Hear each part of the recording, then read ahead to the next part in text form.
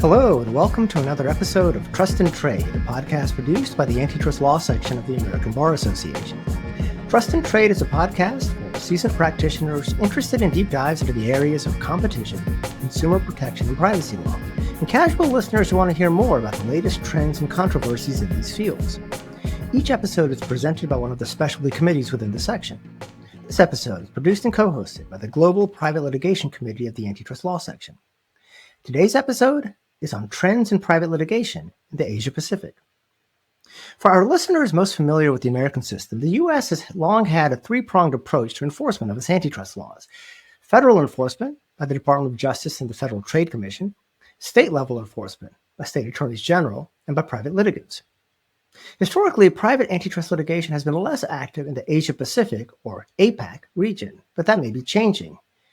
While much of the antitrust news coming from Australia has focused on its adoption of a mandatory and suspensory regime for merger review commencing in January of 2026, Australia has seen a rise in private antitrust litigation on abuse of a dominant position claims under Section 46 of the Competition and Consumer Act.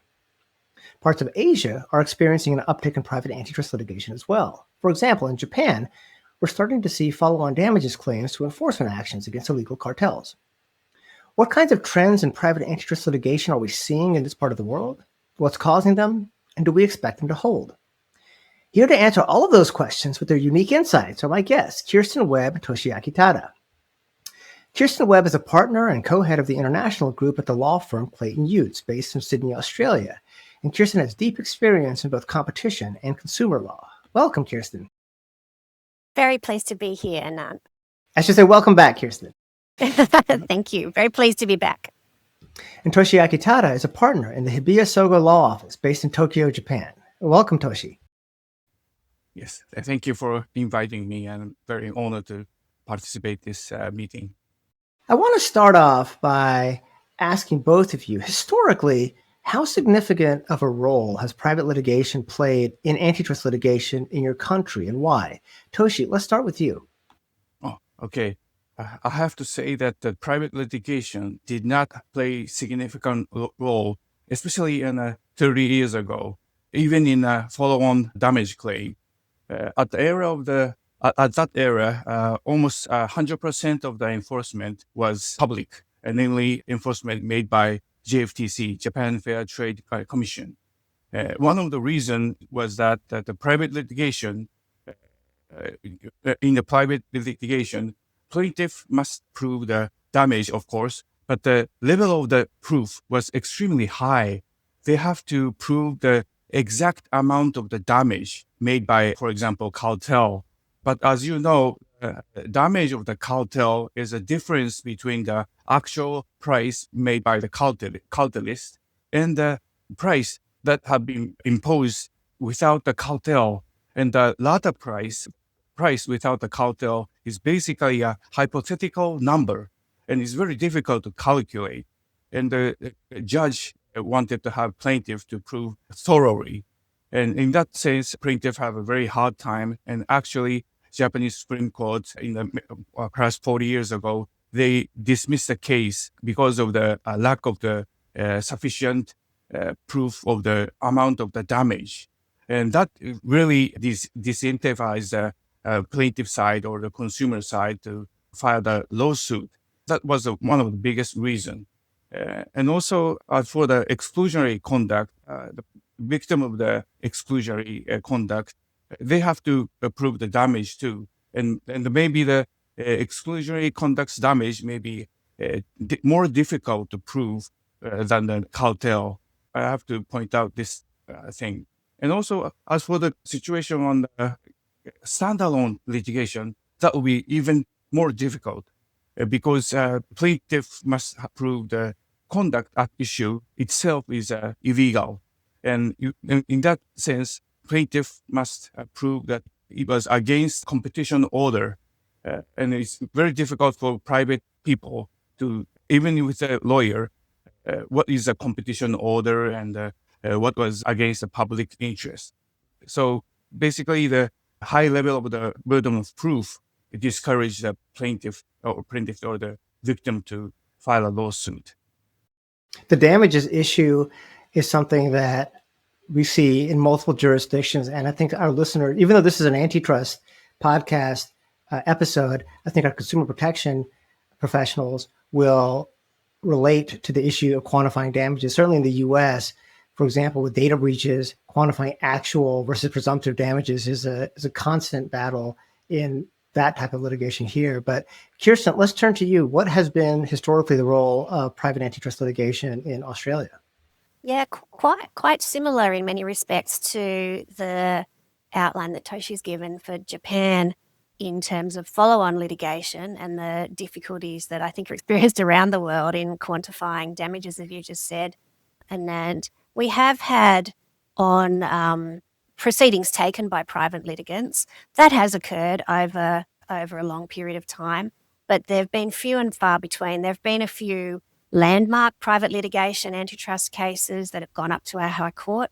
But when I say few and far between, I'm talking like 1989, 2003, big gaps between those cases. And I think probably like the position in Japan, from a private litigant perspective, the elements that you need to prove on liability in an antitrust case are complex. I think we haven't even seen enough enforcement litigation, antitrust litigation by our regulator in Australia, probably for the same reasons. A consumer protection litigation matter is more straightforward to run. It's quicker. It's not nearly as complex or expensive. And so over the longest time, I think we haven't seen sufficient antitrust litigation at all, and less private litigation, and certainly less follow-on actions than I think in the US.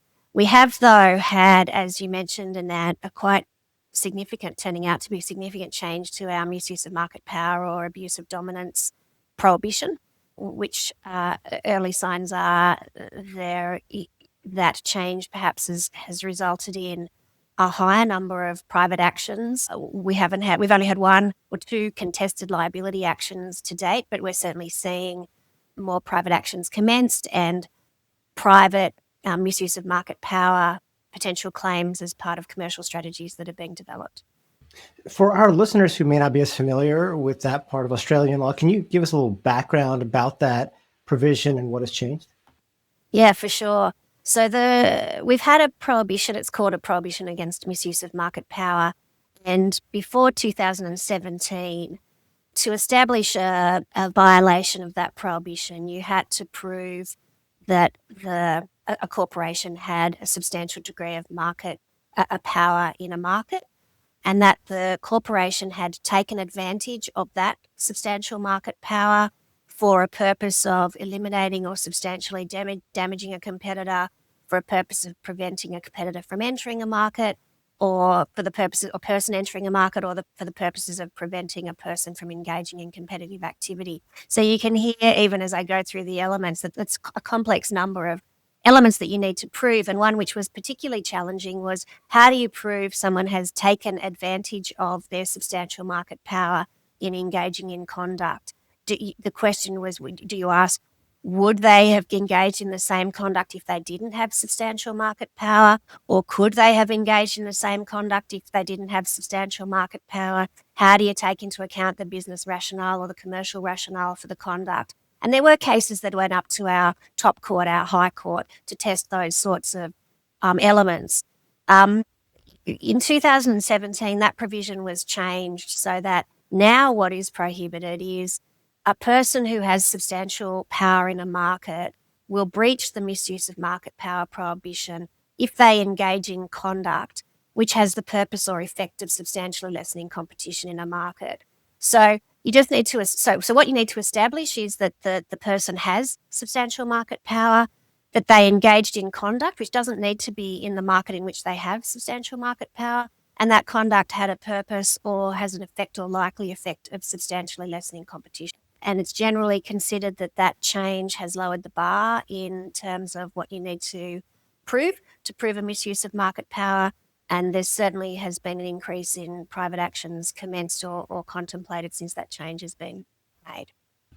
And I think that's one of the differences we've also seen between US and European law. There's no comparable abuse of dominance standard in the US, but there is one in European law. And I think one of the ways they overcome some of the hurdles that you were describing is by building in a presumption. I don't remember whether statutorily defined or has been subsequently defined in cases that are brought, but trying to prove dominance in a market has often been a hurdle, certainly in other jurisdictions too.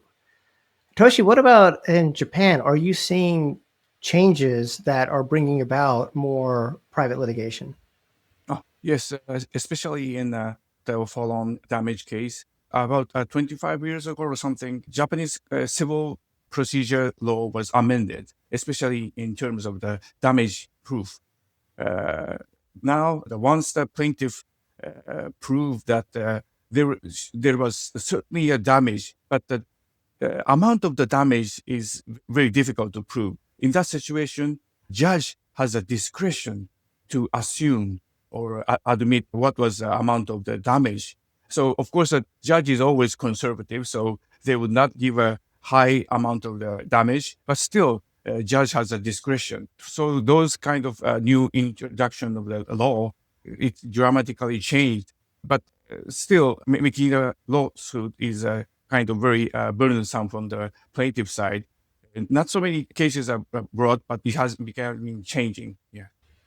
What's interesting is that the types of private litigation that the two of you are talking about are very different. One of them is follow on to your standard price fixing cartel. And Kirsten, what you're talking about is unilateral conduct, abusive dominance.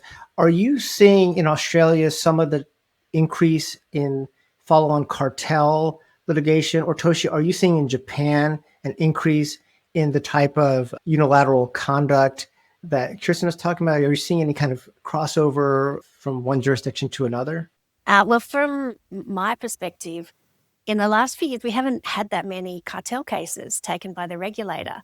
And so for there to be a follow-on claim, obviously there needs to be a successful cartel case run by the regulator from which the claim follows on. And we've had some cartel proceedings. The regulator hasn't had a great success rate in those proceedings. There are a couple that I think are currently before the courts. So probably wait and see a little bit in terms of the outcome of those regulated cartel proceedings and whether there will be a follow-on action after that. In Australia, we have a very long established class action bar, I suppose, and very active plaintiff firms. We have class actions on the consumer protection side. Frequently, we have class actions out beyond competition and consumer law. We have class actions, shareholder issues, whole range of issues. So it's not for a lack of a vigorous and enthusiastic class action bar. It may be simply that we haven't had very many cartel cases in the last little while. As for Japan, perhaps like 20 years ago, especially in the public procurement area, there was many bid rigging, and the GFTC raised, and the municipality or the government, which made a public procurement, they vigorously pursue for the private litigation. But as I said, litigation itself is very burdensome. So Japanese government tried to guide the municipality or the public agency to have a special contract provision, which says if GFTC finds a bid rigging in our contract, you have to pay like 20% of the contracting fee. That kind of special provision was becoming very prevailing. And after that, basically the cartelist or the company which made a big rigging pay the damages based on that contract provision. So not so many lawsuits was filed after the introduction of those special contract agreement. That's super interesting. We have a bit of a focus in Australia at the moment. Our regulator, the ACCC, has said one of its enforcement priorities is competition issues in public procurement, and I think it's working with our state governments to do data analysis and things to try to identify if there are any competition issues in the public procurement process. So maybe we'll see similar provisions appearing in our contract. That is very. It seems very efficient for the government or the a purchaser. Yes, and also as for the not public procurement, but rather than between the B2B transaction, Japanese companies always try to avoid a lawsuit. So in many cases, private negotiation is taking the lead to have the compensation. And as myself was involved in those kind of case, they try to have a settlement and avoid litigation because in the B2B area, they have a contract or transaction relationship, and they want to have it, for the future too. So they can kind of make a compromise. And also at the same time, especially for the listed company, if the victim of the cartel did not pursue for the damage, the shareholder will make a file against the director of the victim company. So try to avoid a derivative action. The victim of the cartel listed company has an incentive to pursue for the damage, but still wants to avoid the litigation and then they make a settlement. That kind of situation is happening in Japan. Are there limitations on the amount of damages that private litigants can receive that make private litigation in your respective countries either more or less attractive? In Japan, only the single damage is permitted. And also in our law system, a very kind of a clear line is made between the sanction and the compensation for the damage. And the civil damage claim is only permitted to the compensation of the damage, and it cannot be a sanction. Sanction should be made by criminal or other administrative way. So we don't have a treble damage system, or we don't have a punitive damage system. Yes, same in Australia. The regulator action, of course, the regulator has the power to seek penalties, very substantial penalties to be ordered against the contravener, and those penalties have achieve a whole range of objectives, including quite significantly deterrence. But in terms of damages, it's that there needs to be the link between the conduct and the damages, and the notion of sanction or punishment it is not relevant.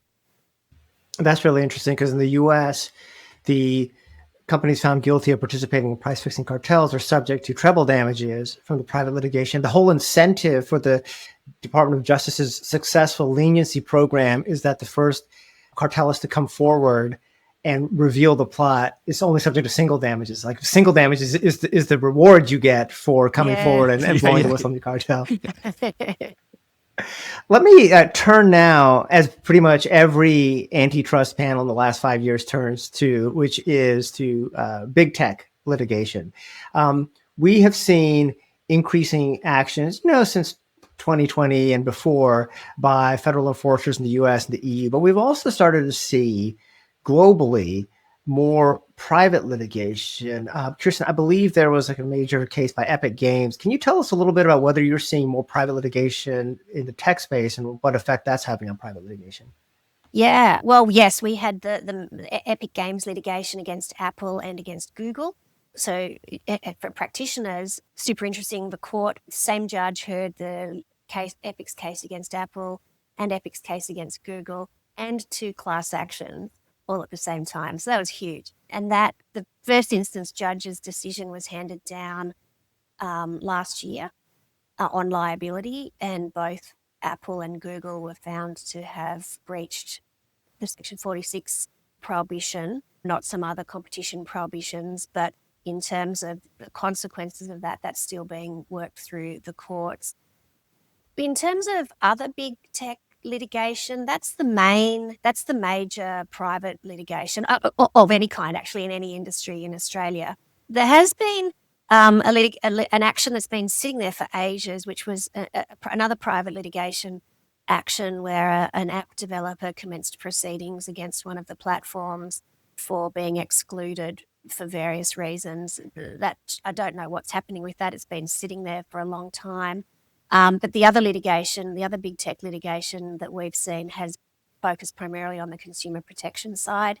There has been proceedings recently commenced against Microsoft by the regulator on the consumer protection side, and proceedings against Google concerning provisions in their contracts with our telecommunications companies, which were commenced but settled at the same time, if you like. So the proceedings were commenced by the regulator, but they'd negotiated a settlement package with Google. So that included that was a competition case, but not contested on liability or damages. So that's where we're at in Australia. But I think everybody's thinking, well, now we've had the first contested Section 46 case, and it has been a big tech case. We have seen quite a lot of other Section 46 cases being commenced in a range of industries. We've had the construction industry, where a Section 46 predatory pricing case was commenced and settled, and then a subsequent case with a similar structure has commenced. I'm not sure where that's up to in the courts. We had one in the pharmaceutical sector, which is unusual in Australia to have the big pharma companies litigating against each other. But that was a Section 46 case concerning some exclusionary conduct in a cancer patient program and interplay with the regulatory regime. That case was also settled. So you can see it's sort of part of a commercial strategy potentially in these disputes between corporate parties to use a Section 46 litigation strategy as part of their broader strategy. What about in Japan, Toshi? Yes. As for Japan, almost no private litigation against big tech at the moment. And one of the reasons would be that GFTC made only one kind of official order against the big tech. Last year, GFTC made a cease and desist order against Google. But other than that, against Apple or Amazon or Google, they basically went to the commitment procedure. Commitment procedure is a kind of settlement between the GFTC and the big tech or the enterprise, which seems to made a illegal conduct. And under the commitment system, the company promised to the GFTC that they would make remedies, but they would not admit that the conduct itself was illegal. And GFTC only declares that there was a suspect or the doubt that there was illegal conduct. So with that GFTC's decision of the commitment, plaintiff side will have a very hard time to prove that there was really illegal conduct. So they have to, produce additional evidences that the conduct that GFTC said only a doubt was not only a doubt, but really illegal. So maybe this will go to another topic, but under the Japanese civil procedure law, we do not have a discovery system. So it's very difficult for plaintiffs to obtain additional evidences. That's interesting. We have full discovery and we have a procedure which is called preliminary discovery. And so you have the ability as a plaintiff to approach the court and ask for an order for preliminary discovery before you launch your proceedings on the basis that the respondent has information or documents that you need in order to assess whether you bring your claim effectively. And we're seeing some applications for preliminary discovery in misuse of market power cases. Mm-hmm. That will be a very good tools for, especially in the exclusionary conduct area, because in a cartel case, of course, the victim may have the damage, but basically in the B2B area, the victim can pass on the damage to the other side. So the victim may not feel that they had a kind of damage, but in the exclusionary conduct, the victim always feel that they were very suffered from the conduct. Yeah, and in Australia, exclusionary conduct cases arise if there's an effect on competition or if there's a purpose of substantially lessening competition, and internal documents as to what is being sought to be achieved by a particular strategy or whatever are very useful in working out whether there's a contravening purpose or not. I'd like to ask you both about the impact of political changes on private litigation in your countries. Oftentimes, private litigation follows the fortunes of public enforcement because the public enforcers can either uncover some of these cases or they have the resources to do some of the initial discovery that private litigants don't. Certainly in the US, in the previous administration, there was active enforcement that also encouraged private litigation, but we've started to see something of a pullback in terms of public enforcement in other parts of the world, in the UK, in parts of Europe, where they're rethinking, or they're focusing more on maybe a strategy of growing their domestic companies as opposed to cracking down too much on them. through antitrust enforcement. I know there's recently been a change in leadership in the JFTC. I believe there was in the last few years a change in leadership at the ACCC. Have you noticed a change in political leadership at the tops of the enforcement agencies in your country impacting private litigation in your countries? Toshi, let's start with you. Okay. I have to say maybe have a kind of a double standard, what we call. On their face, they say a private litigation is another way of, make a deterrence of the illegal conduct. But once that private litigation becomes very active, GFTC thinks that will be disincentivize cartelists to make a leniency. And also, if there's a active follow-on damage, company try to avoid the liability. And during the public investigation, the company do not admit that there was illegal conduct. That kind of resistance would be produced with the active private litigation. So I think JFTC, in their real mind, that too much active private litigation is not good for the public enforcement. So sometimes a court asks JFTC to produce evidences which they obtain during their public investigation. Of course, JFTC obey the order of the court, but they only produce a very small amount of the evidences. Kirsten, what about in Australia? Yeah. In Australia, we do have a new head of our ACCC. She's been in the role for a couple of years now. I don't think that the change in the head of the ACCC or, whatever might be happening politically has had resulted in any particular changes of the kind that you've described elsewhere in the world, Anant. I think our ACCC, like all agencies, hasn't got infinite resources, although sometimes it feels like they do. And they've been focusing, obviously, understandably, on getting ready for the mandatory and suspensory merger regime, as you mentioned at the start, Anant. But I think the ACCC continues to investigate antitrust violations. Investigations take a long time, and then they need to make a decision whether they're going to litigate or not. I think in the private actions that we've seen, parties, I think, are thinking, well, we can get this, prepare for this litigation, get it on, particularly if it's part of a commercial strategy with a settlement and with an objective of settling the litigation, can do that more quickly than the ACCC. I think the ACCC, in turn, sees that there are these private actions being taken, and particularly with the new Section 46, it has the ability to intervene, and I think it watches them closely. I don't think it's intervened yet in any of these proceedings, and for instance, the Epic Games proceeding being the first matter that has fully litigated the new Section 46. I have no doubt the ACCC was watching that very closely because there are matters of interpretation and how that section is going to be applied that are really important. But I think we of course, have had, as listeners probably know, a digital platforms inquiry led by the ACCC for a very long time now, a rolling inquiry, which it has been directed to undertake by our Commonwealth government. With those kind of inquiries or market studies, I suppose, almost inevitably, conduct is uncovered, which down the track might result in regulator proceedings, and that has been occurring. And I suppose reports from a regulator in a sector like the digital platform sector, identifying conduct that might contravene our competition laws, does give some basis for private sectors, for the private litigants to say, or commercial parties to say, well, hang on, you're engaging in conduct that the ACCC has said in that report is illegal, and use that as a negotiating strategy. So we're certainly seeing those sort of things, but I don't think we've had a change.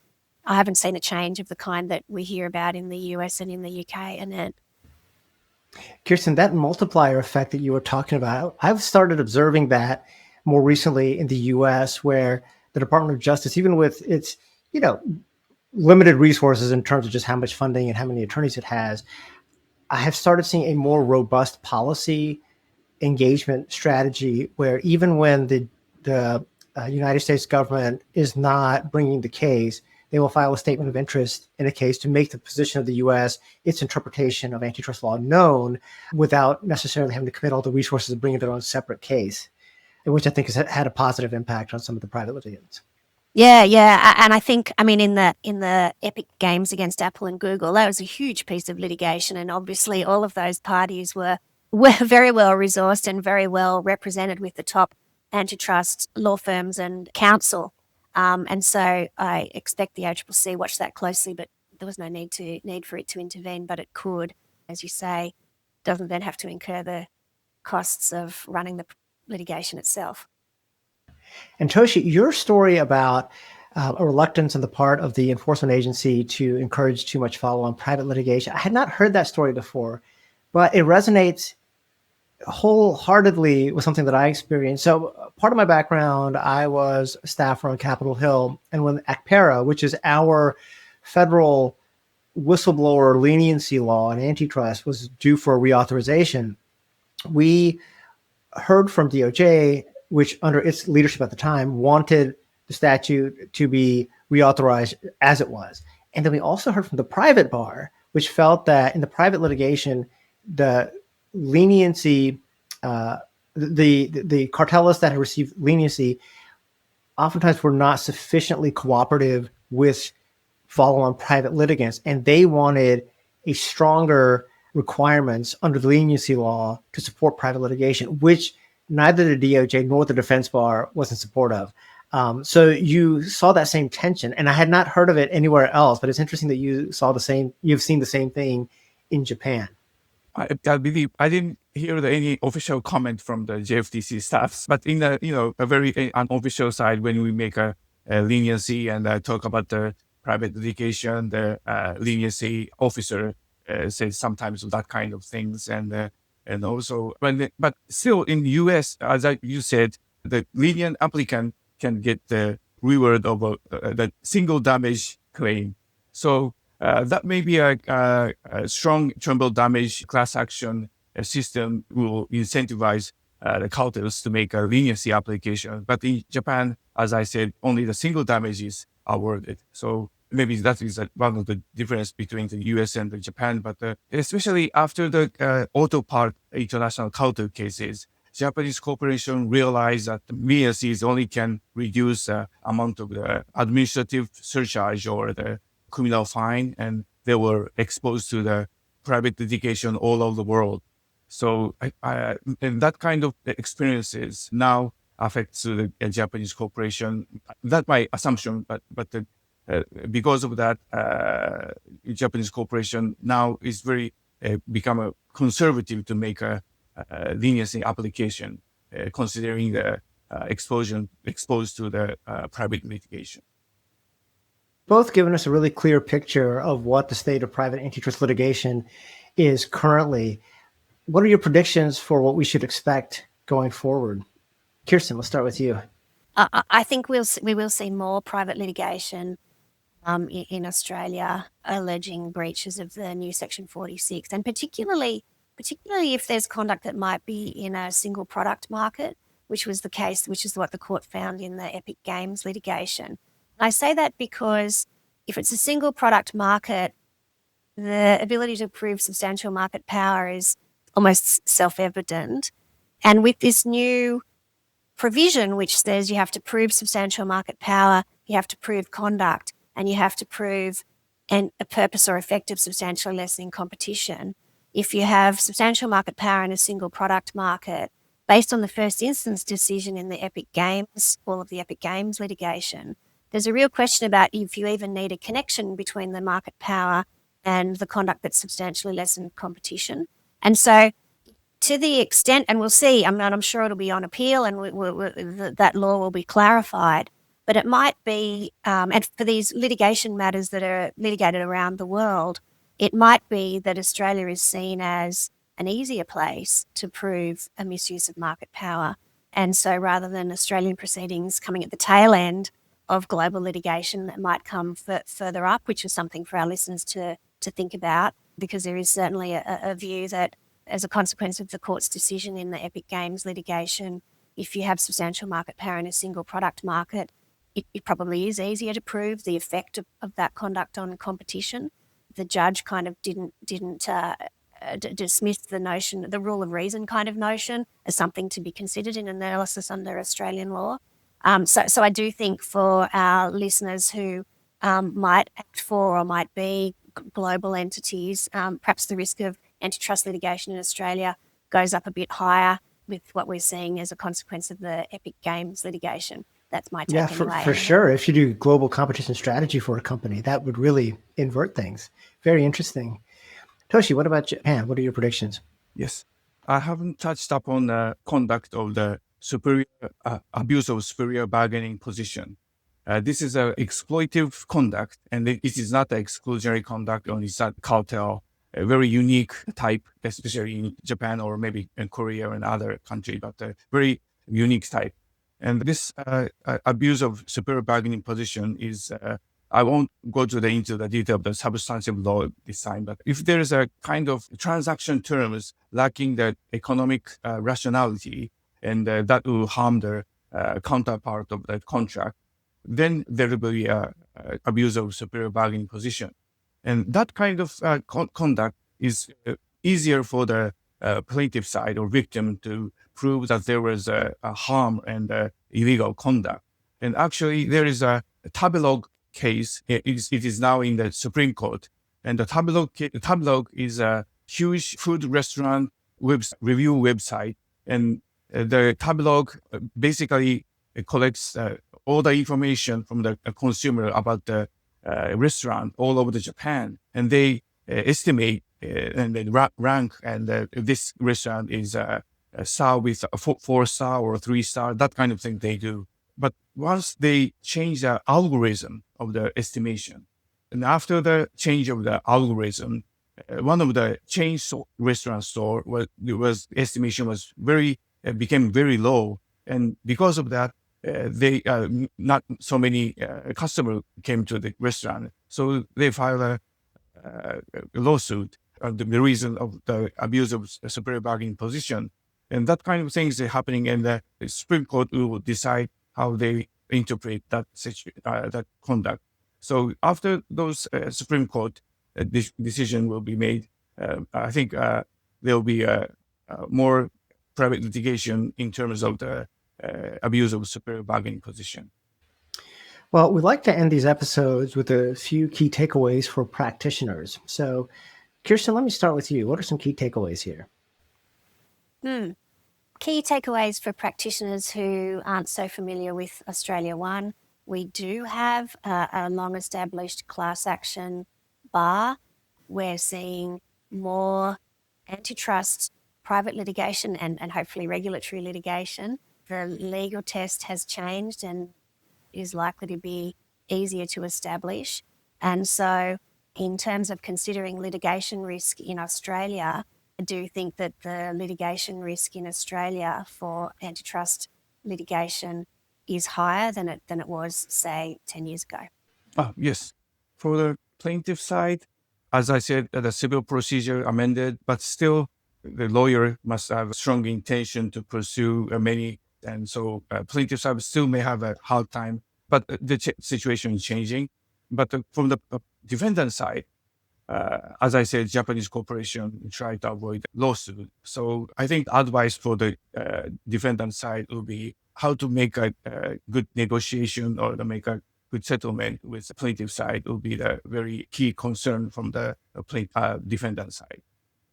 Well, this has been a great discussion. I think for anyone involved in global competition litigation or litigation strategy, there are a lot of good pieces of information here about what to expect from a part of the world that they may not have a lot of experience litigating in. So Toshiaki, Tada, Kirsten, Webb, thank you so much for lending your expertise to us. And for our listeners, be sure to subscribe on your podcast platform of choice.